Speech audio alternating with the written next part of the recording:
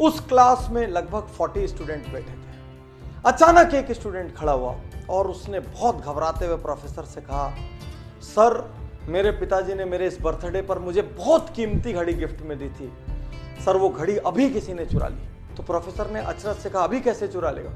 बोले, सर अभी जो 5 मिनट का ब्रेक हुआ था उसमें मैं अपनी घड़ी अपने टेबल पर रख के गया था और उसके बाद से वो घड़ी नहीं मिल रही है। प्रोफेसर ने कहा, उसके बाद कोई भी इस क्लास से गया और आया नहीं है, इसका मतलब जिसने भी घड़ी उठाई है वो इसी क्लास में है। प्रोफेसर के मन में विचार आया कि इन लोगों को एक दूसरे के बारे में पता नहीं लगना चाहिए कि किसने घड़ी चोरी की।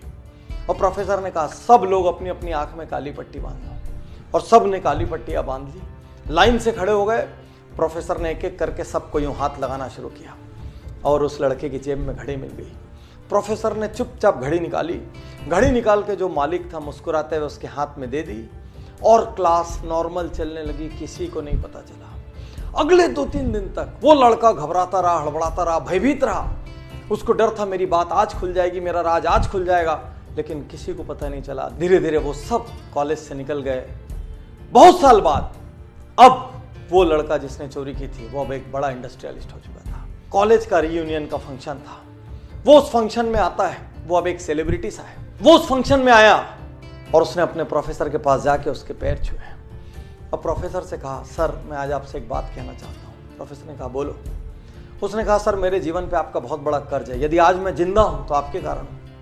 प्रोफेसर ने बोला, ऐसा क्यों? उसने कहा, सर आपको याद नहीं होगा, एक बार आपकी क्लास में एक घड़ी चोरी हुई थी और आपने सबकी जेब चेक की थी और मेरी जेब से वो घड़ी मिली थी, लेकिन सर आपने उस दिन वो बात किसी से नहीं की। मैंने निर्णय लिया था यदि उस दिन ये बात सबको पता लगी तो मैं सुसाइड कर लूँगा। सर आपने मुझे माफ़ कर दिया, उस दिन आपने मेरी इज्जत रख ली, उस दिन आपने मेरी सेल्फ रिस्पेक्ट रख ली। मुझसे गलती हो गई थी सर, लेकिन फिर भी आपने मेरा अपमान नहीं किया।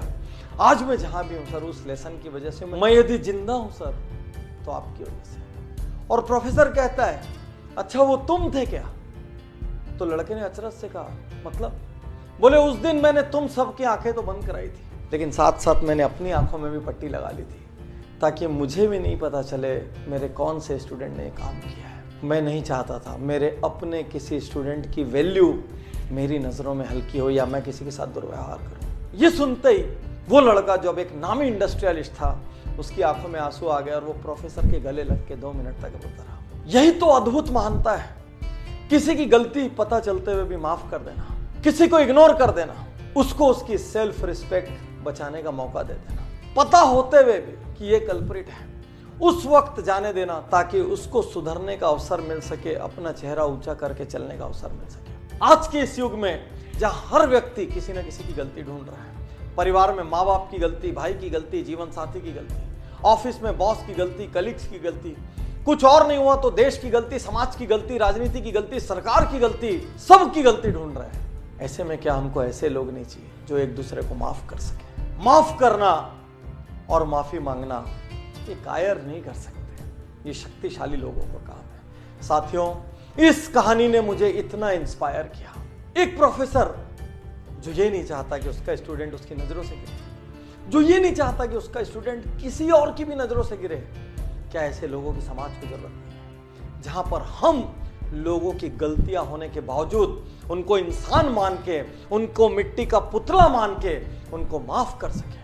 हमारे भाई से गलती हुई, हमारे पार्टनर से गलती हुई, हमारे जीवन साथी से गलती हुई, हमारे किसी और फैमिली मेंबर से गलती हुई, रिलेटिव से गलती हुई, कलीग से गलती हुई, मोहल्ले में, कॉलोनी में, स्ट्रीट में रहने वाले किसी से गलती हुई, समाज के किसी अंग से गलती हुई, 1-2 बार माफ कर दो, जाने दो ना उनको उनकी सेल्फ रिस्पेक्ट के साथ। गलतियां ढूंढना महानता नहीं है, गलतियों को इग्नोर करना और सामने वाले को अपना सम्मान बचाने का मौका देना महानता है।